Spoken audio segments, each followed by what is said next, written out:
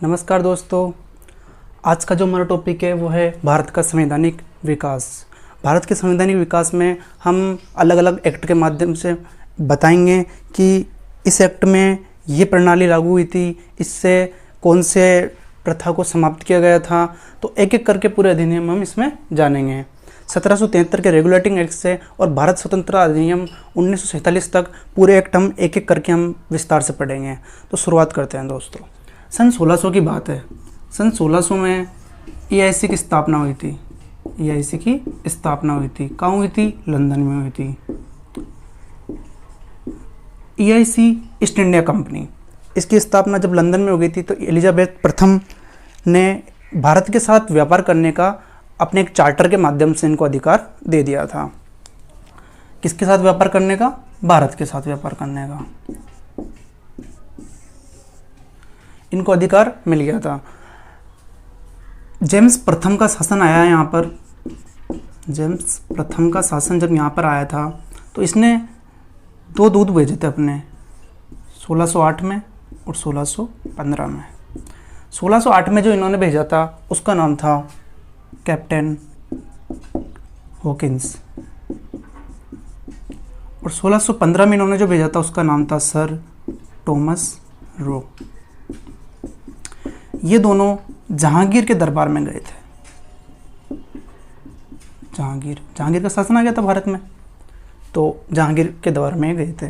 Captain Hawkins को व्यापारिक रियायतें प्राप्त नहीं हुई थी, परंतु सर टॉमस रो जहांगीर का विश्वास प्राप्त करने में समर्थ रहा और इसको व्यापारिक रियायतें प्राप्त हो गई थी।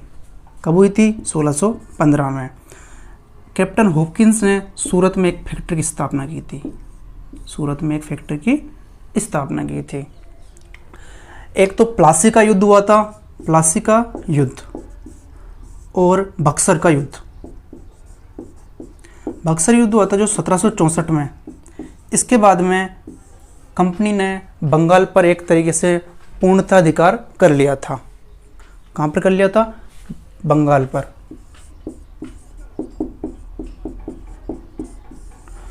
और यहीं से भारत को इन्होंने रेगुलेट करना शुरू कर दिया था।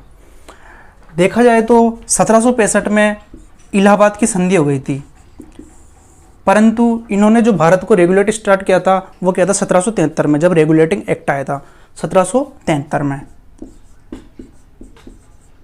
तो आपको क्या लगता है 1765 से और 1773 तक क्या अंग्रेज ठाले बैठे थे? नहीं, इन्होंने अपनी योजनाएं बनाई थी कि किस तरीके से भारत पर शासन करना है, किस तरीके से यहाँ के लोगों का विश्वास प्राप्त करना है। तो इस तरीके से इन्होंने जब बंगाल पर पूर्णतः अधिकार कर लिया था तो बंगाल में गवर्नर की स्थापना की थी। किसकी स्थापना की थी इन्होंने यहाँ पर? गवर्नर की। और जो बंगाल का जो पहला गवर्नर था वो था लॉर्ड क्लाइव। कौन था? Lord Clive. लॉर्ड क्लाइव जो बंगाल का प्रथम गवर्नर था। और ईस्ट इंडिया कंपनी ने अपने व्यापार की शुरुआत भी कहाँ से की थी? बंगाल से की थी। ठीक है फ्रेंड्स। इसके बाद में हम देखते हैं कि इन्होंने समय समय पर बहुत से परिवर्तन किए, तो उनको एक अधिनियम के माध्यम से इन्होंने प्रकट किया। तो हम जानते हैं प्रमुख अधिनियम, प्रमुख एक्ट की कब कब कौन सा अधिनियम आया था। तो 1765 में जब इलाहाबाद की संधि हो गई थी, इसके बाद में इन्होंने मेन काम स्टार्ट किया था 1773 से। और एक प्रमुख बात मैं आपको बताता हूँ कि जो ईस्ट इंडिया कंपनी है इसको चलाने वाली थी ब्रिटिश मंत्रिमंडल। ब्रिटिश मंत्रिमंडल जो इसको चलाने वाला था वो 1773 से और 1858 का जो भारत शासन अधिनियम है यहाँ तक ही इन दोनों का रहता है। क्यों? क्योंकि एक छवि खराब हो गई थी। कब? 1857 की क्रांति में ईस्ट इंडिया कंपनी की। 1857 की क्रांति में जब ईस्ट इंडिया कंपनी की छवि खराब हो गई थी तो इसके बाद में से 1947 तक जो था वो था ब्रिटिश क्राउन का शासन। ठीक है, यहाँ तक दोनों शासन कर रहे थे। एक तो ईस्ट इंडिया कंपनी थी और इसके जस्ट पीछे थी वो थी ब्रिटिश मंत्रिमंडल। इन दोनों ने मिलकर भारत पर शासन किया था। जब 1857 क्रांति के समय इनकी छवि खराब हो गई थी तो क्राउन आ गया था। तो एक एक करके हम बताते हैं कि किस किस को हम सबसे पहले पढ़ेंगे। तो 1773 का जो रेगुलेटिंग एक्ट है उसको हम पढ़ेंगे। इसके बाद में हम देखते हैं 1784 का पिट्स इंडिया एक्ट, 1784 का पिट्स इंडिया एक्ट हम पढ़ेंगे। इसके बाद में है 1793 का चार्टर एक्ट, फिर है 1800 में जो है वो है 1813 का चार्टर एक्ट, फिर है 1833 का चार्टर एक्ट, 1853 का चार्टर एक्ट। यहाँ तक शासन था इन दोनों ने मिलकर किया था। इसके बाद में ब्रिटिश क्राउन का हो जाता है 1858 का भारत शासन अधिनियम, फिर 1861 का भारत परिषद अधिनियम, फिर हम पढ़ेंगे 1892 का भारत परिषद अधिनियम, 1909 का जो मार्ले मिंटो सुधार हुआ था वो हम इसमें जानेंगे।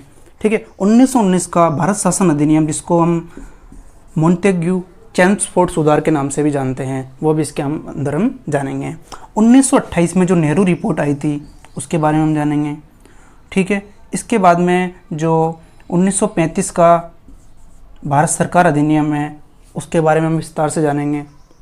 ठीक है, इसके बाद में हम देखते हैं कि जो समय समय पर परिवर्तन हुए थे, जैसे कि 1940 में अगस्त प्रस्ताव आया था, 1942 में हम क्रिप्स मिशन की बात करते हैं तो 1942 में क्रिप्स मिशन आया था, 1945 में वेबल प्लान आया था।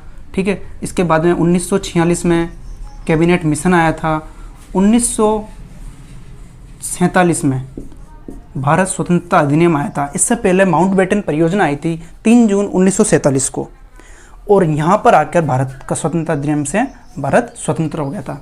तो ये एक रूपरेखा थी। अब हम कल से इनको एक एक करके पढ़ेंगे, सबके बारे में विस्तार से जानेंगे कि इनमें क्या क्या परिवर्तन हुए थे, जो कि एग्ज़ाम के पॉइंट ऑफ व्यू से बहुत महत्वपूर्ण है। तो फ्रेंड्स, कैसी लगी वीडियो आपको बताइए, कमेंट करके ज़रूर बताइए। Thank you.